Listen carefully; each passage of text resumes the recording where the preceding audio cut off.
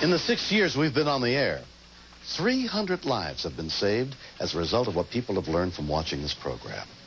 For one family in Prairie Village, Kansas, being viewers of Rescue 911 brought them an unexpected advantage early on the morning of November 11th, 1993.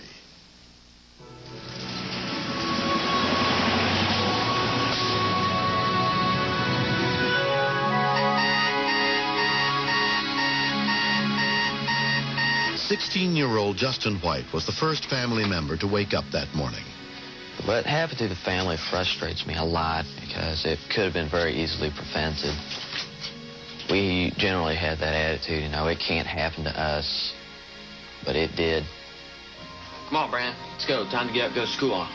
Come on, Brand, move your butt. And I went in to wake my brother up. Come on, let's go. I'm running late and I ain't got time for your games. Let's go. Let's get your butt out of bed. He didn't want to wake up. He was acting like he was real sick. I gotta get up. And I thought he was faking it just to get out of school that day because it was miserable outside. I feel good. Since you want to shower now. He was kind of crying, and then he collapsed onto the floor. Mom? Their parents, Kim and Don Brooks, were asleep just down the hall. It was really hard to get awake that morning, but I heard a commotion in the hallway, so I finally talked myself out of bed. He looked like he had the flu. There's a big flu bug going around the city. What's wrong, bud?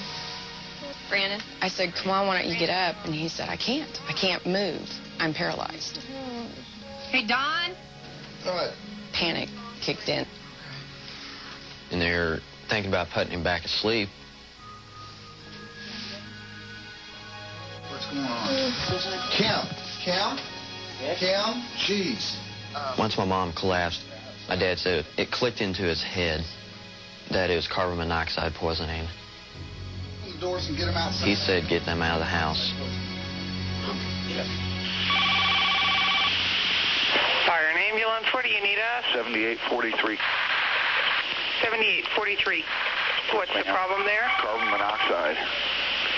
It's in the house. My wife went down and my son went down. Are they awake? Yes, I got them awake and I got them outside. Okay.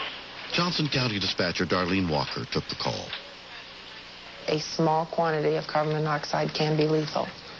He was in danger the longer he stayed inside. Most people that die from carbon monoxide poisoning die in their sleep. Stay outside of the house. We've got the fire department and an ambulance on the way. I gotta go. My blind. Yeah, get out there. All right.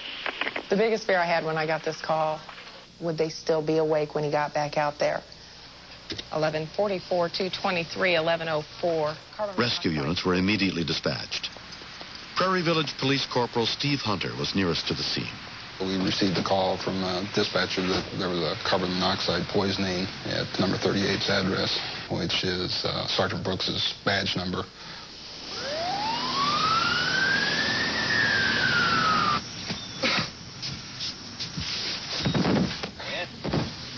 Ed? He became unconscious at that time. Ed, come here. And they were very pale, very blue looking. They weren't moving any. I thought they were dead.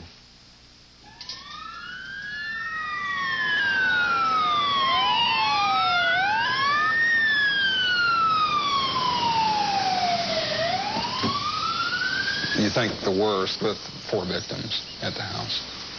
And I knew that it was a very bad scene. Don. The carbon monoxide was so strong there at the front door that I went in probably 15 seconds or less and immediately received a headache. Can you hear me? The last 17 years of police work, I've never seen any survivors from carbon monoxide.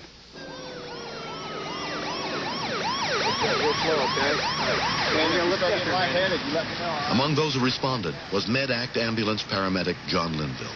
The main symptoms of carbon monoxide, the early symptoms are ringing in the ears, maybe some visual difficulties, nausea, vomiting, a throbbing headache.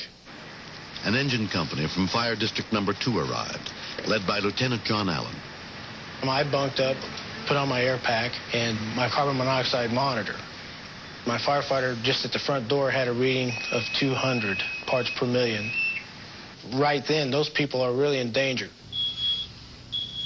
In the back rooms, where the air hadn't really had a chance to naturally ventilate, our reading went as high as 300 parts per million.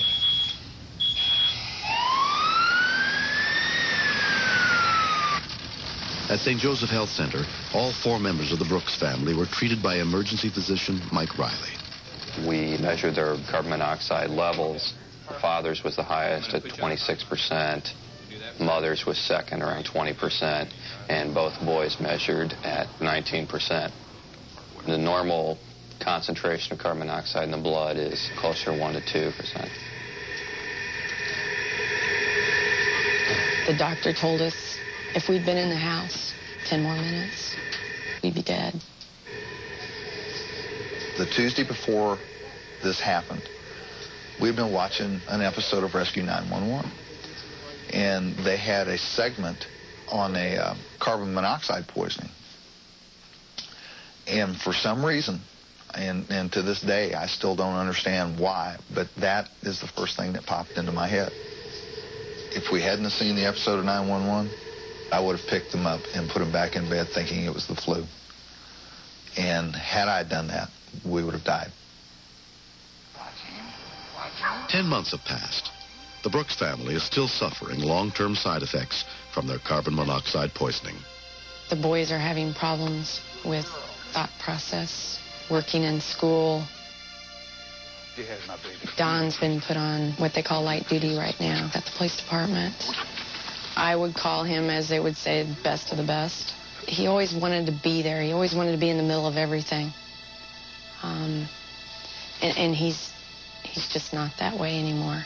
Johnson Johnson in Rayfield. They've likened what happened to me to having a mild stroke. I've never worn glasses before in my life. It affected my speech, memory loss. My guys at the Prairie Village Police Department. It was a very strange feeling that I would be the one that they had to come to instead of me being the one having to go to somebody. Brandon was really afraid. He kept saying, I thought they were dead. I thought my parents had died. And it wasn't until I read his letter that I realized really how much they were upset. Keep your arm up. Finding out that 10 minutes longer in my house, I would have died. That makes me feel real sick. The thing that scared me the most was thinking that my mom was possibly dead. Terrifies me. The whole thing came down to one thing, possibly death, and that just scares me to death. A subsequent investigation determined that the buildup of carbon monoxide was caused by improper furnace venting. Carbon monoxide is a killer. It creeps into your house and it creeps into your body, and you don't even know what's there. I think everybody should have a carbon monoxide detector in their home. My dad that morning saved the whole family, which was the biggest satisfaction, I think, of any award he's ever gotten. He received none for this one, but it was more satisfying than anything he's ever done in his life.